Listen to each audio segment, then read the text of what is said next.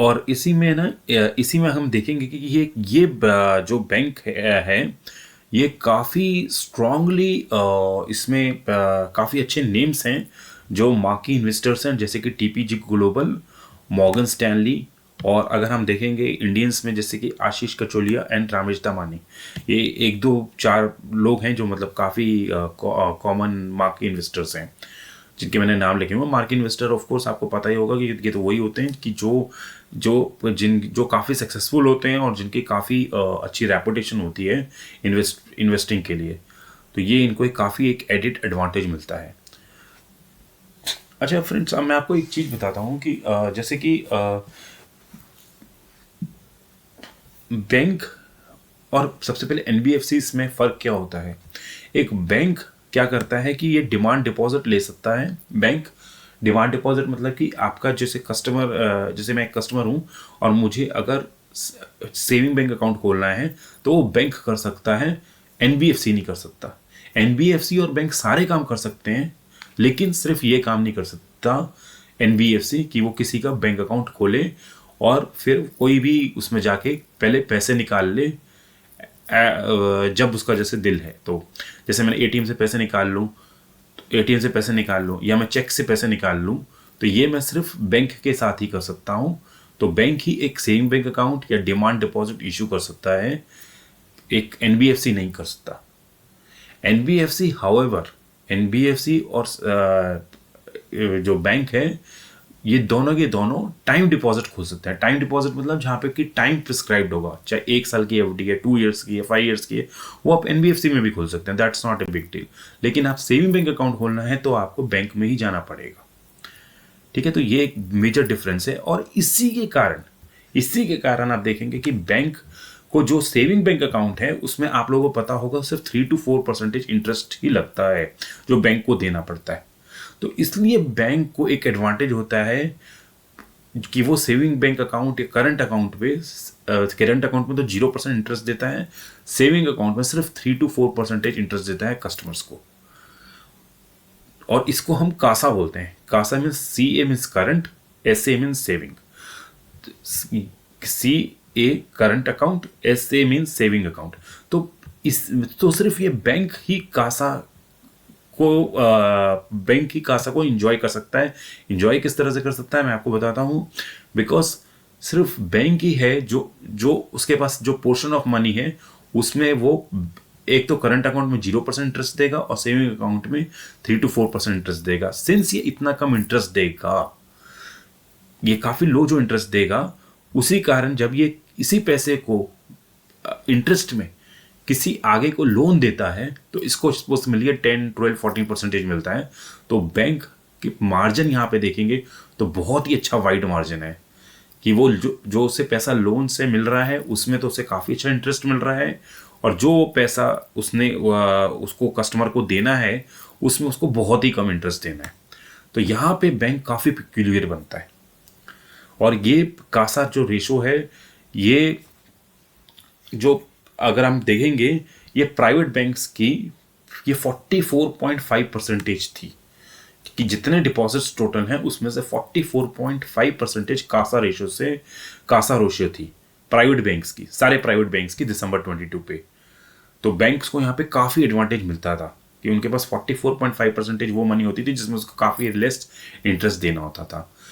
लेकिन वही अब 39% हो गई है। मतलब वो पैसा जो सेविंग बैंक अकाउंट्स में होता था वो 39% हो गया, काफ़ी कम हो गया है दिसंबर 23 पे। अब इसके कारण क्या हो रहा है कि बैंक को जो इंटरेस्ट है वो ज़्यादा देना पड़ रहा है, क्योंकि ये 5% जो पैसा है जिसमें पहले बैंक, ये आप ले लीजिए अगर सपोज सेविंग बैंक में भी हो तो सिर्फ 4% इंटरेस्ट देता था, अब वही पैसा 5% अब टर्म डिपॉजिट में चला गया है। टर्म डिपॉजिट जो टाइम डिपॉजिट है, टर्म डिपॉजिट उन पर जा चुका है। उसके कारण उसमें बैंक को 8-9% इंटरेस्ट होता है, तो बैंक को उतना पैसा देना पड़ रहा है, इसलिए इनके मार्जिन्स इम्पैक्ट हो रहे हैं। और आने वाले टाइम पे सिंस जितना कम बैंक एक ही चीज़ इंजॉय करता है, जैसा मैंने आपको बताया वो कासा इंजॉय करता है, अगर बैंक अपना कासा मेंटेन नहीं कर पाता एक अच्छे लेवल तक तो एनबीएफसीज भी काफ़ी अट्रैक्टिव होंगे। तो आने वाला टाइम फिर एनबीएफसीज का भी होगा कि जहाँ पे एनबीएफसीज भी काफ़ी अट्रैक्टिव होते जाएंगे।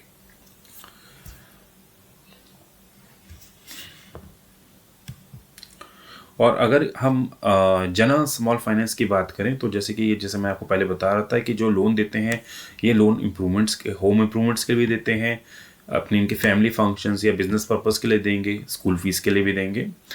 और जो इनके सिक्योर लोन है मैंने आपको पहले ही बताया कि ये इंक्रीज करते जा रहे हैं। इसके कारण इनकी जो प्रोविजन कवरेज रेशियो है वो कम हो गई है और इनके एनपीएस भी काफ़ी कम हो चुके हैं। और ये सारा मैंने आपको ये वैसे बता चुका हूँ कि कासा के बारे में तो हम लोग डिटेल में डिस्कशन कर चुके हैं। और ये एक बैंक की मैनेजमेंट की बोलती है कि हम अपने कस्टमर की जो बैलेंस शीट है, जैसे कस्टमर की बैलेंस शीट जो है हम वैसे फोकस करते हैं। नॉर्मली आप किसी भी कस्टमर को देखेंगे तो उसका जैसे हाउस है, कार है, उसमें काफ़ी पैसा, उसमें सबसे ज़्यादा पैसा ही लगा होगा। तो सेम वे उसी तरह से इनका भी मॉडल बना हुआ है कि हम भी उसी तरह के मॉडल पे हैं कि हम जैसे कस्टमर के जैसे जो ये नीड्स हैं, जैसे हाउस की नीड्स हैं, कार की नीड है, तो उसमें ज़्यादा फोकस करेंगे। यस, पर्सनल लोन्स हैं और जो क्रेडिट कार्ड्स हैं उसमें भी फोकस करेंगे, but not to that extent. और इन्होंने अभी तक क्रेडिट कार्ड का बिजनेस अभी वैसे बताना चाहता हूँ स्टार्ट अभी तो नहीं किया है। तो ये बिल्कुल उसी तरीके से कस्टमर को के हिसाब से फोकस करते हैं अपनी बैलेंस शीट को भी। और फ्रेंड्स अब चलते हैं कि ये पूरा तो था इंडस्ट्री के बारे में और मैंने आपको पूरा का पूरा बता दिया है जो एनबीएफसीज, कासा एंड जना स्मॉल फाइनेंस के बारे में पर्टिकुलर। अब चलते हैं आईपीओ की डिटेल्स के ऊपर। ये काफ़ी सेल्फ एक्सप्लेनेटरी शीट मैंने बना रखी है कि इसमें ये है कि February 7 से February 9 के बीच में अगर आप देखेंगे ये आईपीओ आएगा, मतलब आज से 9 तक, फ्राइडे तक है। उसकी लिस्टिंग है 14 फरवरी। इसका जो प्राइस बैंड है वो है 393 से 414। इसमें आप लोग एक लॉट अगर आपको अप्लाई करना है तो इसमें 36 शेयर हैं और 36 इंटू 414 ये होगा 14,904। इसमें 50 मतलब आपके 14,904 रुपीज़ पे आप ये इस एक लॉट को ले सकते हैं। एक रिटेलर ऑफ कोर्स 13 लॉट तक लेगा। क्यों लेगा? क्योंकि 2 लाख के बाद आप एचएनआई बन जाते हैं, इसलिए आपको खुद आप 13 लॉट तक लेंगे, तब तक आप रिटेल तक ही रहेंगे। अच्छा, इससे जो टोटल पैसा मिलेगा वो मिलेगा 570 करोड़ रुपीस इस आईपीओ का। और इसमें से फ्रेश इशू है 462 करोड़ और ऑफर फॉर सेल है 108 करोड़। मैं उसके बारे में डिटेल में बताऊंगा। और उसके बाद इसका जो मार्केट कैप है वो है 4,330 बनेगा इसकी अपर प्राइस बैंड के हिसाब से। इसकी जो एंकर बुक है ये प्रॉपर्ली 167 करोड़ रुपीस की थी, जो कि पूरी की पूरी कल सब्सक्राइब हो गई थी। उसमें फॉरेन इंस्टीट्यूशंस में आप देखेंगे ईस्ट ब्रिज करके है और सिटी बैंक ने, सोसाइटी जनरल, इन सब ने फुल सब्सक्राइब किया था। और डोमेस्टिक इंस्टीट्यूशंस में टाटा, बंधन ने काफी सब्सक्राइब किया था। और यहाँ पे जो इंश्योरेंस हैं, यहाँ पे एसबीआई, एचडीएफसी, उन्होंने भी सब्सक्राइब किया था। ये मैं आपको प्रोमिनेंट जो म्यूचुअल फंड्स हैं उन सबके नाम बता रहा हूँ, and that is also like few of them मैं बता रहा हूँ। इसमें का 17 फॉरेन इंस्टीट्यूशंस और डोमेस्टिक फंड्स इसमें आए थे टू बी प्रिसाइज। तो एनीवे लाइक इनके एंकर बुक पूरी की पूरी सब्सक्राइब है। अब मैंने जिस तरह आपको बताया कि आईपीओ में इसको 570 करोड़ रुपीस मिलेगा, जिसमें कि फ्रेश इशू जो कंपनी के पास जाएगा वो होगा 462 करोड़ और जो ऑफर फॉर सेल है जो वो होगा 108 करोड़, जो कि प्रमोटर्स के पास जाएगा और यहाँ पे 6 इन्वेस्टर्स के पास जाएगा। और जिस तरह मैंने आपको बताया कि इनका जो प्राइसिंग बैंड है वो है 414 का, जो आप देखेंगे यहाँ पर। इसमें एक चीज़ नोट करने की है कि ये जो इनके कई इन्वेस्टर्स भी हैं, ये जो सेल भी कर रहे हैं, लेकिन कई ऐसे इन्वेस्टर्स हैं जो 2020 और 2021 में आए थे, जिन्होंने कि ये शेयर 1,000 रुपीज़ के भी लिया हुआ है। तो इनसे पूछा भी गया था कि आप जो 1,000 रुपीज़ का आपने जो शेयर दिया था, अब आप उसी शेयर को 414 तक बेच रहे हो, जो मार्केट प्राइस, जो हायर प्राइस बैंड है। तो मैनेजमेंट ने यही कहा था कि उस समय like there was a different time which they faced and it that's why they have reduced the price, क्योंकि इनको लगता है कि this is the price which is as per the bank merchant banker ने बताया, जो भी बताया है, तो that is why they have gone ahead with this price। और ये वेल कैपिटलाइज्ड हैं, इन्होंने ये भी बोला है। हाउएवर अगर आप देखेंगे इनके जो फ्रेश में 462 करोड़ है, उसमें से टीयर 1 के लिए ये पैसा इकट्ठा कर रहे हैं, ऑगमेंट टीयर 1 के लिए भी। और इनकी लास्ट टाइम जो टीयर 1 की जो इनकी थी वो 17% थी, जो मिनिमम रिक्वायरमेंट है वो है 15%। उसके बाद यही पैसा ये इसको ग्रोथ के लिए भी लगाएंगे।